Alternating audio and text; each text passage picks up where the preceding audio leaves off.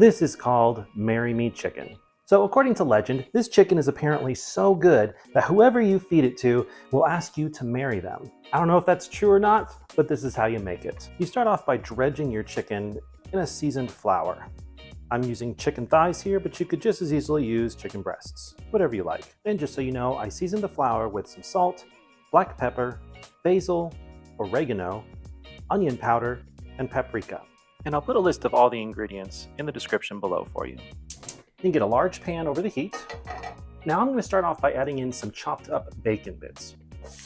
If you don't like bacon, just skip this step. For me, I just asked my daughter if she would like it in, and well, her answer was quite clear. Hey Cass, I'm making that Marry Me chicken tonight. Should I put bacon in it or not? The obvious answer is yes. Okay. My hands are tied here. She's the boss. So all I'm going to do here is just brown this up, and then I'm going to set that aside. And now I've got all this wonderful grease to cook my chicken in. All right, so chicken goes in. We're just going to brown this on both sides. Okay, we're aiming for some good color on there.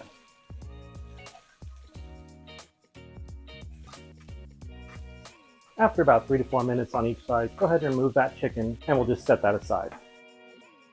Then in goes some butter and some diced onion. Once those look beautiful, then add in 4 to 5 cloves of crushed garlic. And then next we add some dried thyme, some oregano, and some red chili flakes. And just mix that up.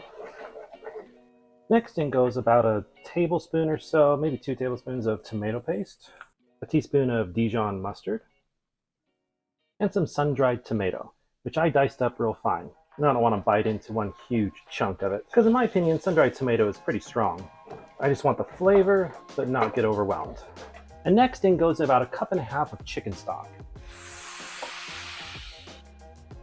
Then roughly 1 cup of cream, about 1/2 cup of grated parmesan, and we'll also add that bacon back in.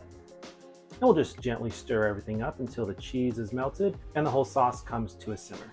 And once it does come to a simmer, I'm going to go ahead and place in some fresh basil leaves, chopped up, as well as about 1.5 cups of chopped spinach. And just gently stir that in. Then you're going to place the chicken back into the pan. Just nestle everything in there nice and cozy. So just make sure everyone's real comfortable in here as they simmer away in their broth. Every once in a while, just kind of cover them with that broth a little. And we'll probably let this beauty simmer for about 5 minutes or so. Oh yeah, I think we're there, guys. Check that out. I can already tell this is going to be amazing, and I haven't even tasted it yet. Let's go ahead and pull it off the heat. I see why this is such a popular recipe. I mean, just look at that. I'm just going to serve mine up over some rice noodles. And we'll get some of that sauce on there. Top it with just a little fresh parsley.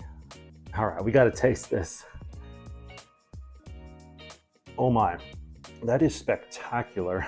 It's so full of flavor. You can taste the garlic and the parmesan and the sun-dried tomato and the basil. Just everything marries together really well. I can definitely see why this is so popular. One thing's for sure here, you gotta go make some Marry Me chicken for someone you love.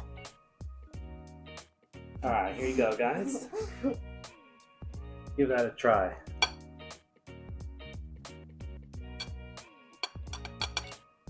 It's yummy. I like the chicken. That's pretty good.